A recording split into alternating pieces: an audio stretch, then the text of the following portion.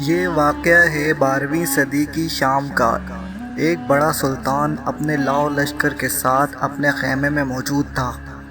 اس کے خیمے کے باہر ایک کم عمر لڑکی کھڑی ہے جو خیمے میں داخل ہونا چاہتی ہے، مگر خوف کی وجہ سے اندر داخل ہونے سے ڈر رہی ہے۔ آخر اس نے ہمت کرتے ہوئے خیمے کا پردہ اٹھایا اور خیمے میں داخل ہو گئی اور آہستہ آہستہ چلتے ہوئے سلطان کے قریب آ گئی۔ اب اس کے سامنے وقت کا سلطان بیٹھا تھا۔ سلطان نے اس سے آنے کی وجہ دریافت کی تو لڑکی نے ڈرتے ہوئے کہا، میں آپ سے اعزاز شہر مانگنے آئی ہوں۔ اعزاز وہ شہر تھا جسے سلطان نے 38 دن کی لڑائی اور ہزاروں جانوں کے نذرانے کے بعد حاصل کیا تھا، جس کے لیے خود سلطان نے اپنی جان کو خطرے میں ڈال دیا تھا۔ پھر بھی وہ اس لڑکی کو انکار نہ کر پایا۔ سلطان نے کہا، اگر تم اعزاز مانگنے آئی ہو تو جاؤ، اعزاز تمہارا ہوا، اور ساتھ ہی بہت سارا سونا دے کر لڑکی کو روانہ کر دیا۔ اس لڑکی کو سلطان کے دشمنوں نے بھیجا تھا، یہ بات سلطان جانتا تھا، مگر پھر بھی وہ لڑکی کو انکار نہ کر سکا، کیونکہ وہ لڑکی سلطان کے محسن نور الدین زنگی رحمۃ اللہ علیہ کی بیٹی تھی۔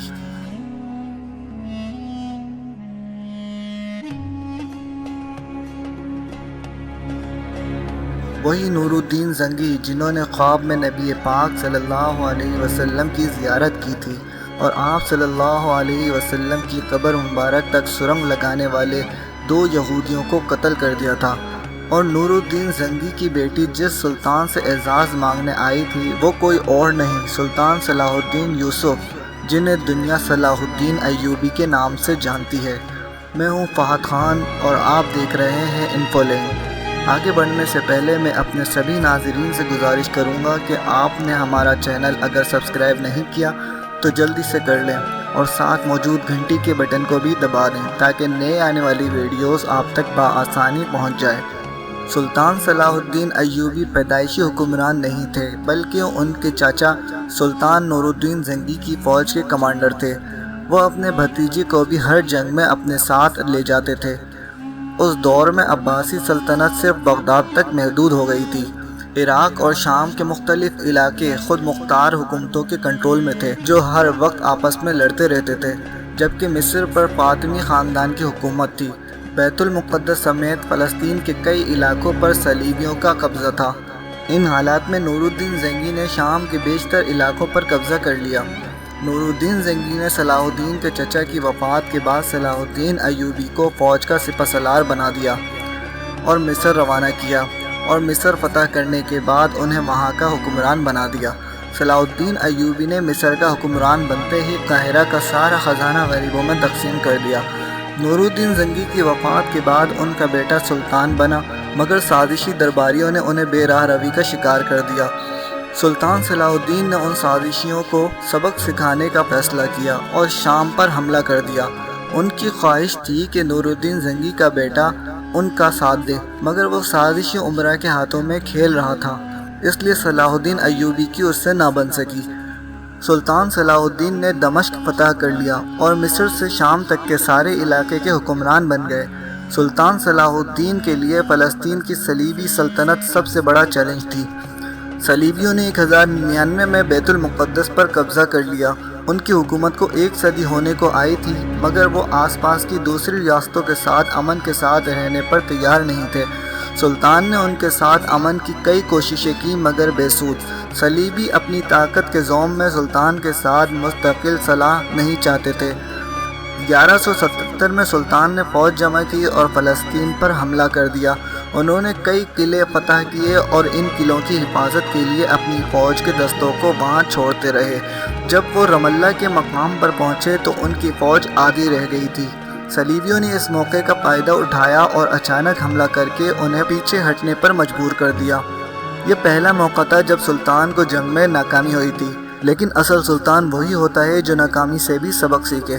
سلطان نے دمشق میں موجود اپنے بھائی توران شاہ کو خط لکھا کہ ہم بڑی مشکل میں ہیں، خدا کو ہم سے کوئی بہتر کام لینا تھا جو ہم بچ گئے۔ سلطان کو اپنی شکست کا حساب برابر کرنے کا موقع جلد ہی مل گیا۔ ہوا یوں کہ رملہ میں کامیابی حاصل کرنے کے بعد صلیبی یہ سمجھنے لگے کہ سلطان اب اپنی سلطنت کا دفاع نہیں کر سکتے، اس لیے بیت المقدس کے حکمران نے دمشق پر چڑھائی کر دی، لیکن وہ غلطی پر تھا کیونکہ سلطان کی طاقت میں کوئی کمی نہیں آئی تھی۔ انہوں نے اپنی پوری فوج جمع کی اور ایک زبردست تقریر کی: مسلمان ذلت کی زندگی پر موت کو ترجیح دیتا ہے، آگے بڑھو اور دشمن کو بتا دو کہ مسلمان پیٹھ پر نہیں سینے پر زخم کھاتا ہے۔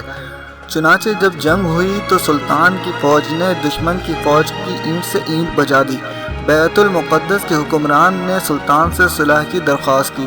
وہ جانتے تھے کہ صلیبی اپنے معاہدے توڑ سکتے ہیں، مگر پھر بھی انہوں نے اپنے بدترین دشمنوں سے صلح کر لی۔ صلح کے کچھ عرصے تک تو امن قائم رہا، مگر کچھ ہی عرصے میں گائے آف لیزانین کی حکومت آ گئی، جو مسلمانوں کا کھلا دشمن تھا۔ صلیبی پھر اپنی پرانی روش پر آ گئے تھے۔ یہ اس حد تک آگے بڑھے کہ انہوں نے سردار عالم صلی اللہ علیہ وسلم کے روضے کو نعوذ باللہ تباہ کرنے کا ارادہ کر لیا، جس کے بعد صلیبیوں کے بحری جہاز عرب علاقوں میں آ کر حملے کرنے لگے۔ لیکن سلطان کے بحری جہازوں نے صلیبیوں کے جہازوں کو تباہ کر کے ناپاک منصوبہ خاک میں ملا دیا۔ صلیبی اپنی حرکتوں سے باز آنے کے لیے کسی صورت تیار نہیں تھے۔ انہوں نے شام اور دمشق سے آنے والے قافلوں کو لوٹنا شروع کر دیا، جن میں حاجیوں کے قافلے اور تجارتی قافلے شامل تھے۔ انہوں نے ایک ایسے قافلے پر حملہ کر دیا جس میں سلطان کی بہن بھی شامل تھی۔ سلطان کی بہن کسی نہ کسی طرح وہاں سے فرار ہو گئیں اور سلطان کی خدمت میں آ کر وہاں کا حال بیان کیا۔ غیرت مند بھائی کا خون کھول اٹھا۔ انہوں نے قسم کھا لی کہ صلیبیوں کے سردار رینالڈ کو اپنے ہاتھوں سے قتل کریں گے۔